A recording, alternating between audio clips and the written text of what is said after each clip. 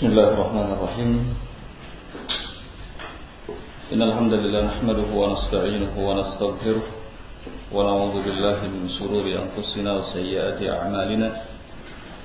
May yahdihillahu fala mudilla lahu wa may yudlil fala hadiya lahu. Asyhadu an la ilaha illallah wahdahu la syarika lahu wa asyhadu anna Muhammadan 'abduhu wa rasuluh.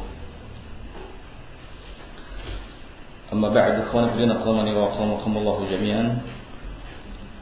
Kita akan lanjutkan kembali pembahasan risalah Mandhumah Al-Ha'iyah karya Imam Abdullah Abu Bakr bin Abi Dawud As-Sijistani rahimahullah ta'ala. Kita memasuki bait yang ke-28.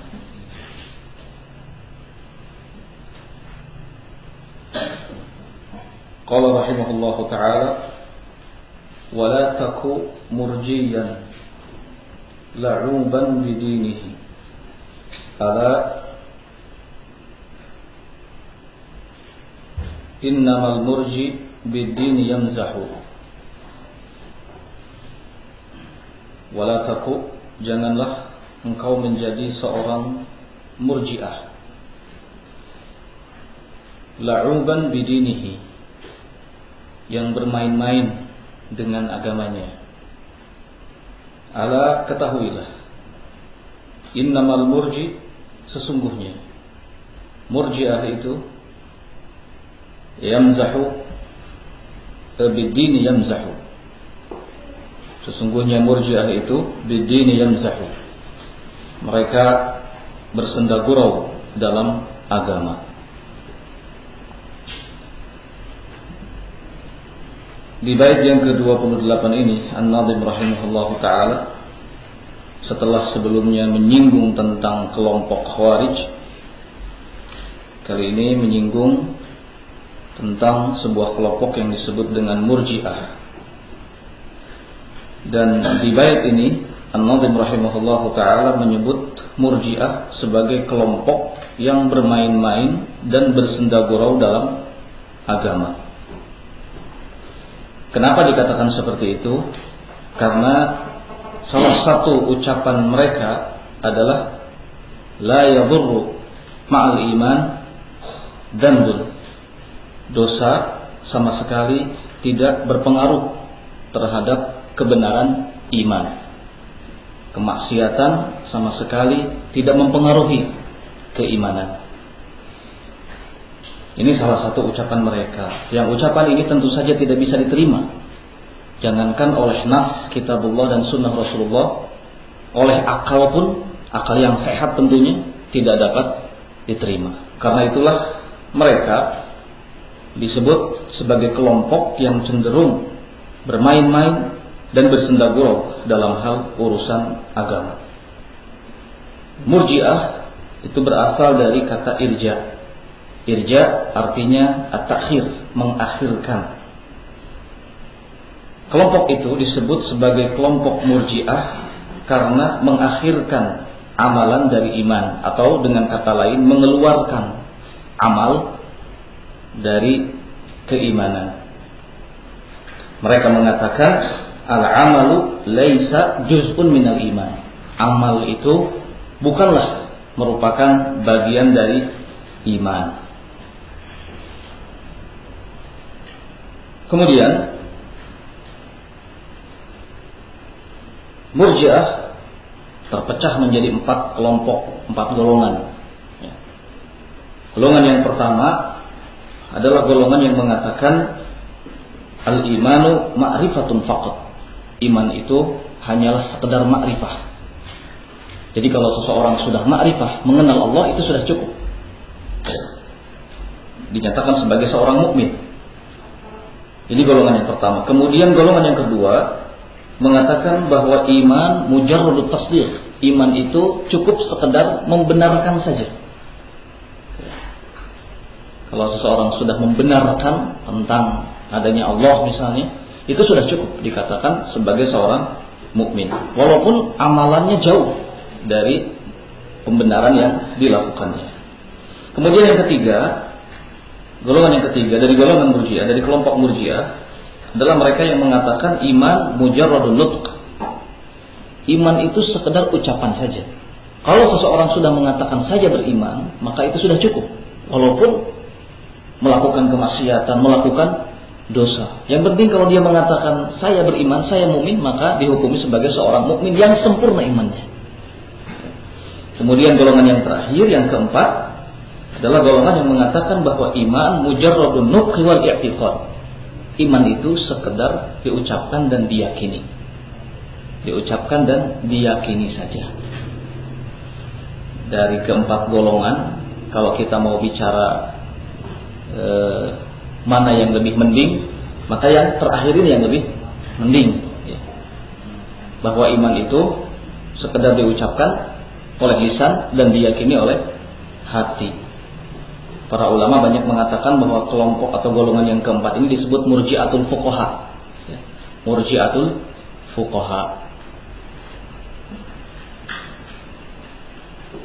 Karena bahayanya kelompok ini, ya, dalam hal pemahaman mereka terhadap keimanan, maka An-Nazim rahimahullah di sini mewanti-wanti kita agar jangan sampai kita punya pemahaman seperti pemahaman Murji'ah yang cenderung bermain-main, bersendagurau dalam hal agama. Baik, berikutnya yang ke-29.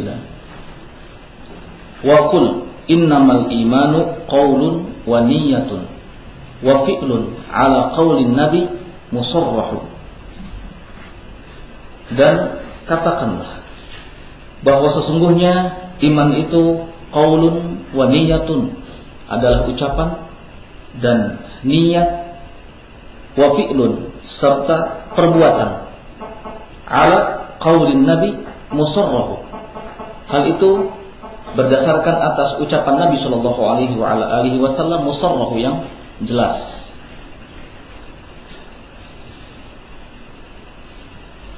Pada bait yang ke-29 ini, An-Nazim rahimahullah ta'ala, Imam Abdullah Abu Bakar bin Abi Dawud As-Sijistani ingin menjelaskan kepada kita tentang akidah Ahlus Sunnah wal Jamaah dalam hal keimanan. Menurut Ahlus Sunnah wal Jamaah, iman terdiri dari 3 rukun. Ya, terdiri dari 3 rukun. Yang pertama, i'tiqadun bil qalbi, keyakinan di dalam hati. Kemudian yang kedua, qaulun bil lisan, ucapan dengan lisan. Dan yang ketiga, amalun bil jawarih, amalan yang dilakukan oleh anggota badan. Ini yang dimaksud oleh al-muallif rahimahullah, bahwasannya iman itu qaulun wa niyatun wa fi'lun. Qaulun bil lisan, niat yang dimaksud adalah i'tiqadun bil qalbi, wa fi'lun amalun bil jawarih. Kemudian Al-Nabi mengatakan bahwa dasarnya yang menunjukkan bahwa iman itu ucapan lewat lisan, keyakinan lewat hati, dan perbuatan lewat anggota badan adalah sabda Nabi sallallahu alaihi wasallam. Qaulin Nabi musarrahu, sabda Nabi yang jelas dalam hal ini. Antara lain hadis dari sahabat Abi Hurairah radhiyallahu taala an, di mana Nabi sallallahu alaihi wasallam mengatakan al-imanu bid'un wa sab'una syu'batan. Iman itu ada 73 cabang. Fa'alaha qaulun la ilaha illallah wa adnaha imatatul ada 'alal tariq wal haya'u syu'batun minal iman. Kata Rasulullah sallallahu alaihi wasallam, iman ada 73 cabang. Yang paling tingginya adalah ucapan la ilaha illallah. Ya. Ucapan la ilaha illallah. Kemudian yang paling rendahnya menghilangkan gangguan dari jalan. Lalu yang terakhir, ya, Nabi mengatakan al-haya'u syu'batun minal iman. Haya, sifat malu, adalah merupakan bagian dari iman. Dalam hadis ini Nabi SAW menjelaskan kalau keimanan itu terdiri dari 3 rukun. Ucapan lewat lisan, i'tiqad bil qalbi, dan amalan melalui perbuatan yang dilakukan oleh anggota badan. Yang pertama ucapan, yaitu ucapan la ilaha illallah. Kemudian menghilangkan gangguan dari jalan. Ini termasuk dalam perbuatan yang dilakukan oleh anggota badan. Kemudian malu termasuk dari amalan hati. Ya. Malu termasuk dari amalan hati. Nah, kemudian dalam riwayat lain Bukhari Muslim dari sahabat Ibnu Abbas, Nabi Shallallahu Alaihi Wasallam menjelaskan secara gamblang kalau amalan itu masuk ke dalam bagian dari iman. Nabi ketika itu berkata kepada utusan dari Abdu Qais, kata Nabi Shallallahu Alaihi Wasallam, amurukum bi arba. Aku perintahkan kepada kalian untuk melakukan 4 hal. Di antara 4 hal itu adalah al-iman billah, beriman kepada Allah. Hal tadruna mal iman billah? Apakah kalian tahu apa yang dimaksud dengan iman kepada Allah? Kemudian Rasulullah menjelaskan, iman kepada Allah adalah syahadat la ilaha illallah.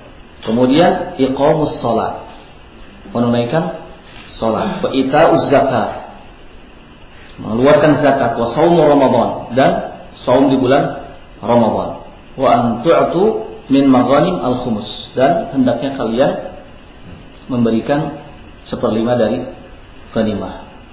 Ya. Nah, semua yang disebutkan tadi adalah amalan-amalan. Semua yang disebutkan tadi oleh Nabi Shallallahu Alaihi Wasallam terkait dengan amalan. Ini menunjukkan bahwa amalan masuk dalam bagian dari iman. Nabi bertanya kepada utusan tersebut, apakah kalian tahu tentang keimanan? Kemudian Nabi menjelaskan, iman itu diantaranya adalah syahadat la ilaha illallah, kemudian sholat, kemudian zakat, kemudian saum. Sholat, zakat, saum ini jelas ya, hubungannya dengan amalan yang dilakukan oleh anggota badan kita. Untuk itulah An-Nawawi rahimahullah mengatakan, ala qaulin Nabi musarrah. Iman atau amal perbuatan ini masuk dalam bagian iman berdasarkan ucapan Nabi Shallallahu Alaihi Wasallam yang sangat jelas dalam hal ini. Selanjutnya bait yang ke-30.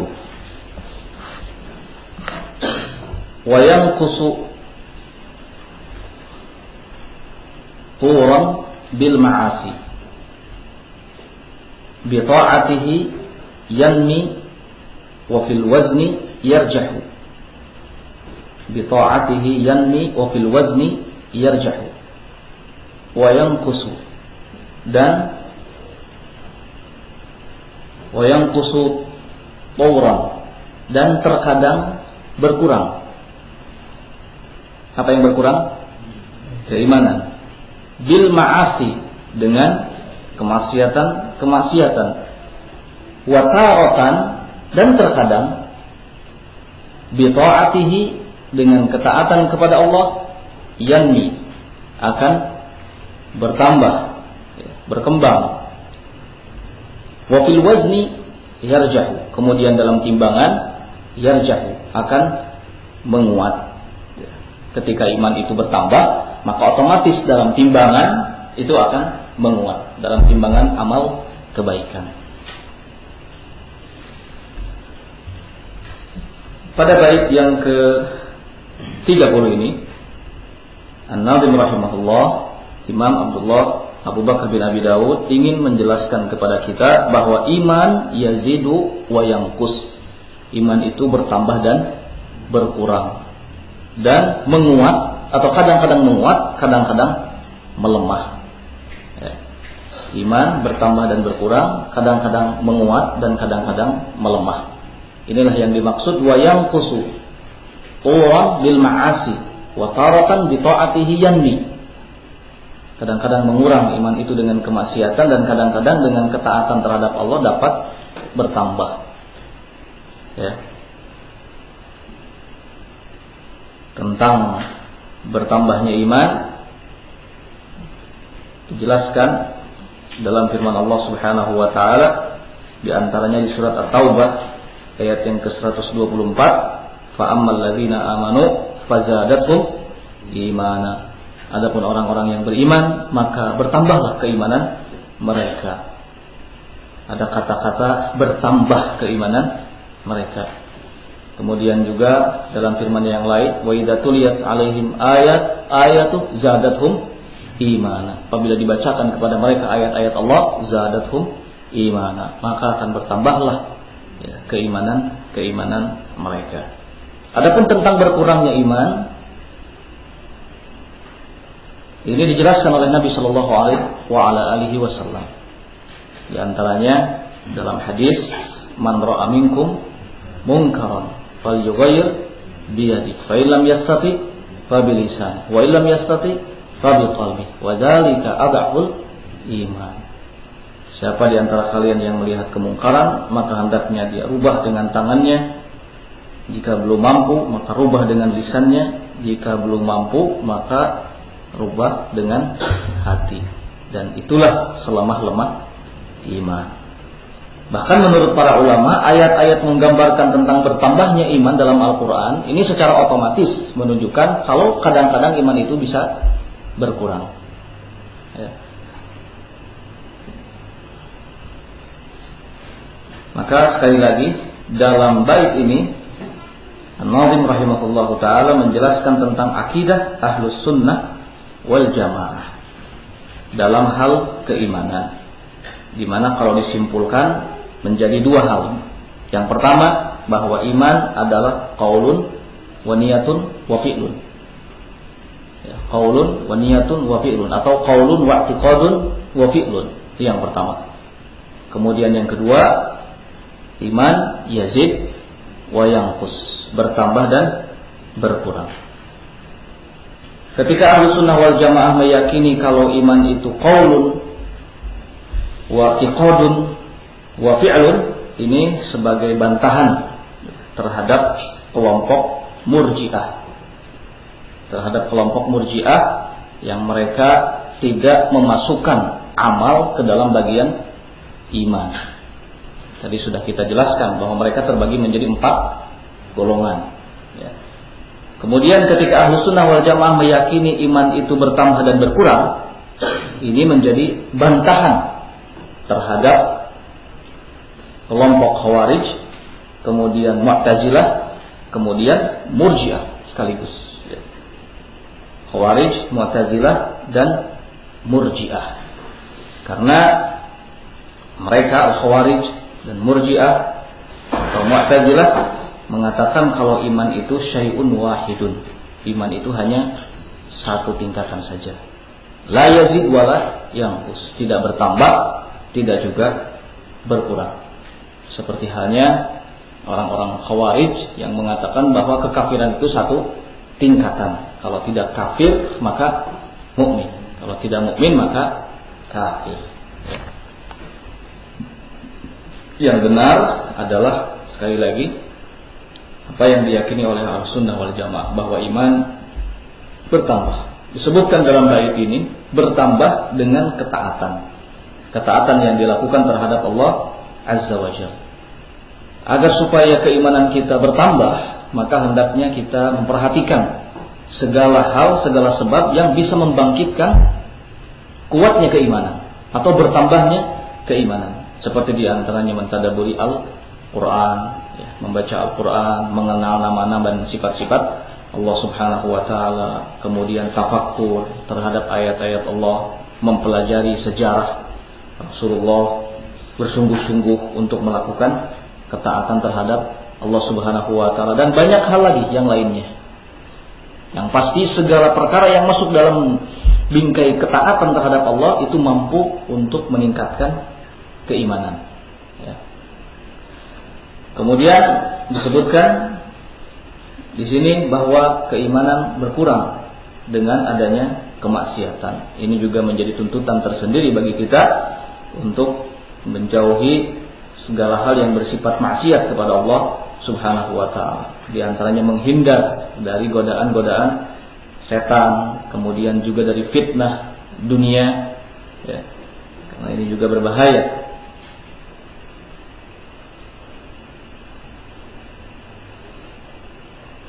Kemudian terakhir An-Nazim mengatakan wa fil wazni yarjahu.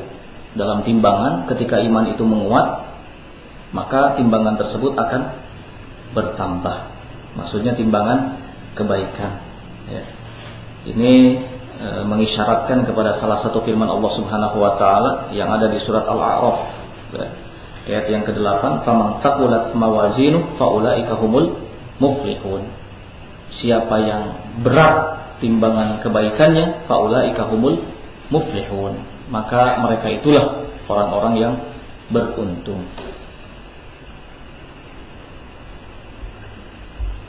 Bait berikutnya, bait yang ke-31. Qala wada'anka ara'ar rijal wa qawlahum fa qawlu rasulillahi azka wa ashrahu. Wada' dan tinggalkanlah angka olehmu, atau bisa juga jauhkan darimu ara'ar rijal, pendapat-pendapat manusia, wa qaulahum, dan ucapannya. Fa qaulu Rasulillah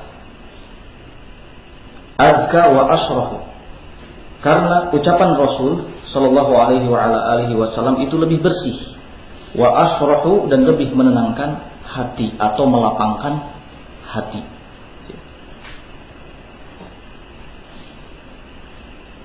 Pada bait ini An-Nazim rahimahullah, Imam Abdullah Abu Bakar bin Abi Dawud As-Sijistani memberikan peringatan yang keras atau tahdir, ya, dari mengikuti pendapat manusia.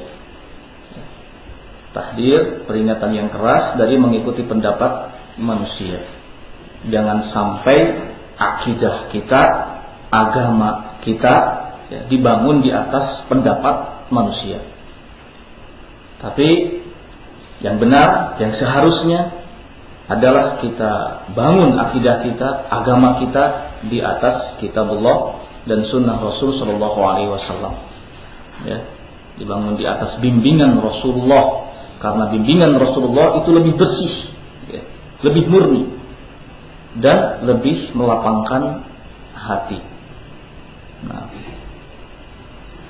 banyak penukilan dari kalangan para salaf yang mereka memberikan peringatan dari bahayanya mengikuti pendapat manusia. Seperti misalnya ucapan sahabat Umar ibn Khattab. Apa kata sahabat Umar? Iyyakum wa ashabur ra'i. Hati-hati kalian dari mereka-mereka yang mengikuti ra'i, logika. Fa innahum a'da'uddin, karena sesungguhnya mereka itu musuh agama. Ya. Orang-orang yang cenderung mengedepankan logikanya, cenderung mengedepankan pendapat pribadinya, mereka dicap sebagai musuh agama. Kenapa dicap sebagai musuh agama? Karena mereka inilah yang akan menghancurkan din, menghancurkan agama. Kemudian sahabat Ali bin Abi Thalib dalam ucapannya yang masyhur, beliau mengatakan, "Lau kana ad-dinu bir-ra'yi lakana mashu batinil khuf aula min mashi zahirihi." Kata beliau, seandainya agama itu dibangun di atas logika, dibangun di atas pendapat, niscaya yang seharusnya niscaya khuf itu seharusnya diusap bagian bawahnya, bukan bagian atasnya. Tapi karena agama betul-betul dibangun di atas bimbingan kitabullah dan sunnah Rasul sallallahu alaihi wasallam, maka justru diperintahkan untuk mengusap khuf itu bagian atasnya. Dan kita harus sami'na wa ata'na, ya, mendengar dan taat. Ini sebagai bukti kalau agama itu tidak dihasilkan dari pemikiran manusia. Agama itu bukan kesimpulan logika atau akal, tetapi benar-benar murni sebagai wahyu yang datang dari Allah Subhanahu wa taala melalui Rasulullah sallallahu alaihi wasallam yang kemudian disampaikan kepada kita. Kemudian juga ada ucapan Imam Al-Auza'i rahimahullah ta'ala yang juga masyhur, alaika bil athar, hendaknya engkau berpegang teguh dengan athar, jejak ya, salafus saleh.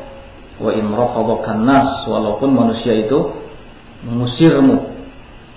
Wa iyyaka wa ara'ar rijal, dan hati-hati kamu dari pendapatnya manusia. Wa in zahrafuhu laka bil qaul, walaupun mereka menghiasinya ya, dengan keindahan. Fa innal amra yanjali wa anta ala tariqin mustaqim, karena sesungguhnya ya, perkara agama itu jelas, wa anta ala tariqin mustaqim, dan engkau benar-benar berada di jalan yang lurus. Karena itu untuk menyelamatkan agar agama kita tidak terpengaruh oleh adanya pendapat-pendapat atau logika buatan manusia, maka yang harus kita lakukan adalah ittiba'ul athar, mengikuti jejak Rasulullah dan para sahabat-sahabatnya.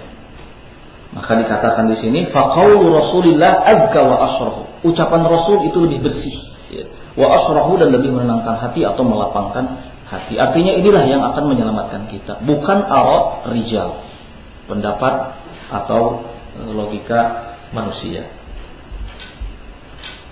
Baik, setelahnya yang ke-32, wala taku min qaumin talhu bidinihim fatat'an fi ahli al-hadis wa taqdahu.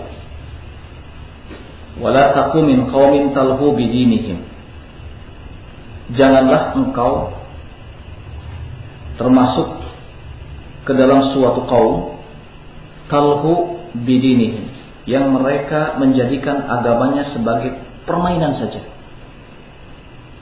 Janganlah engkau tergolong atau termasuk dari suatu kaum talhu bidinihim, yang mereka menjadikan agamanya ini sebagai permainan saja.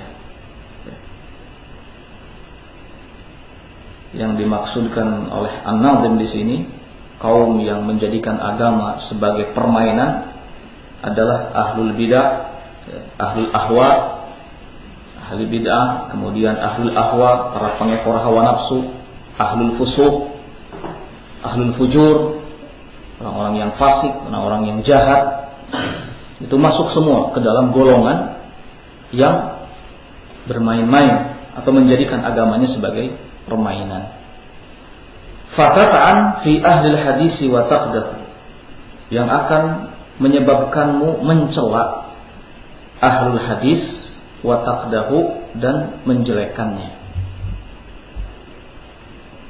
Sekali lagi, janganlah engkau termasuk ke dalam golongan suatu kaum yang mereka menjadikan agamanya sebagai permainan, karena akan mengakibatkan engkau mencela ahli hadis dan menjelekannya.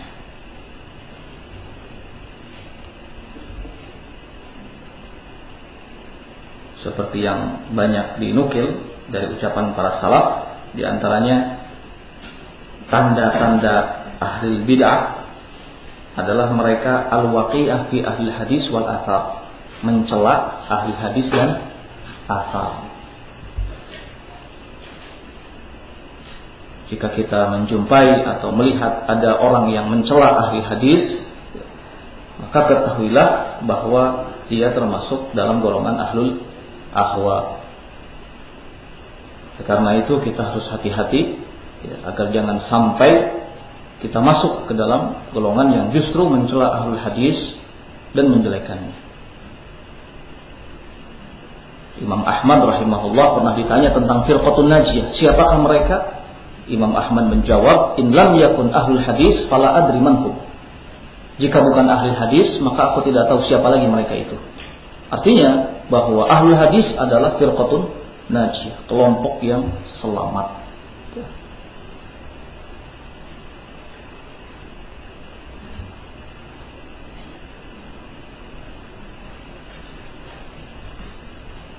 Berikutnya bait yang terakhir.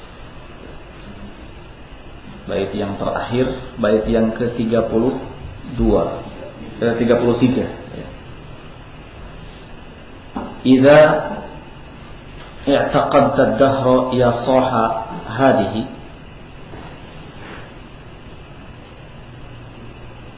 atau idma taqadta dahra ya saha hadhihi fa anta ala khairin tabitu wa tusbihu.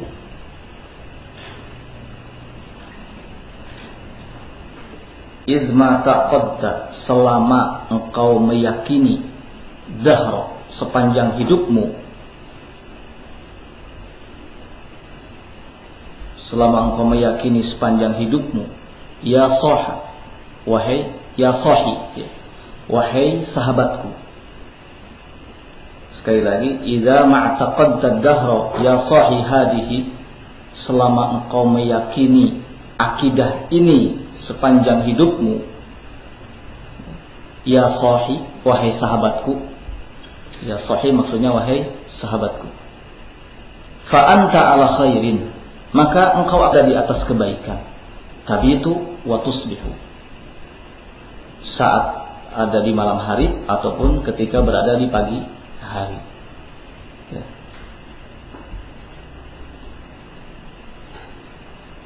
Ini bait yang terakhir. Maksudnya An-Nazim rahimahullah ingin menegaskan kepada kita, kalau kita meyakini apa yang sudah disebutkan sebelumnya,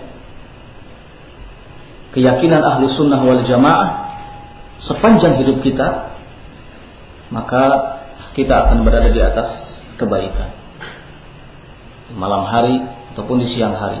Tapi itu wa tusbihu, saat kita tidur ataupun kita bangun lagi dari tidur, ya, kita akan senantiasa berada di atas kebaikan kalau kita betul-betul meyakini dan mengamalkan apa yang menjadi keyakinan ahlus sunnah wal jamaah.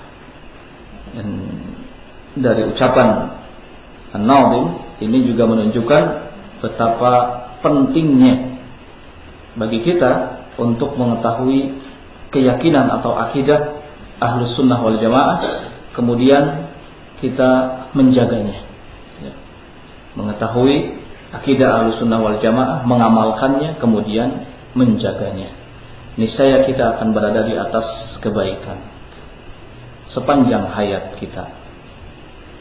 Dan tentu saja tidak lupa kita pun memohon kepada Allah Subhanahu wa taala untuk diberikan keistiqomahan di atas akidah yang benar sampai akhir hayat kita. Wala tamutunna illa wa antum muslimun. Janganlah kalian mati kecuali kalian dalam keadaan berserah diri kepada Allah Subhanahu wa taala, membawa akidah yang benar.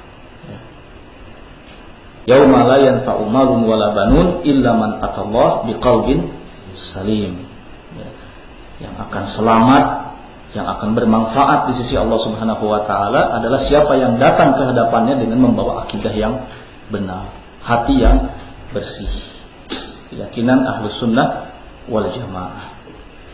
Inilah penutup dari Mandumah Al-Haiyah. Dengan demikian alhamdulillah kita sudah selesai atau menyelesaikan pembahasan kitab Mandumah Al-Haiyah. Semoga segala hal yang sudah kita pelajari tadi menjadi ilmu yang bermanfaat bagi kita semuanya, untuk kemudian tumbuh rasa khasyah kita kepada Allah Subhanahu wa taala hingga melahirkan amalan yang baik yang kita lakukan dalam kehidupan kita sehari-hari. Allahumma inna nas'aluka ilman nafi'an wa qalban khashi'an wa amalan mutaqabbala. Subhanakallahumma wa bihamdik asyhadu an la ilaha illa anta astaghfiruka wa atubu ilaik walhamdulillahi rabbil alamin.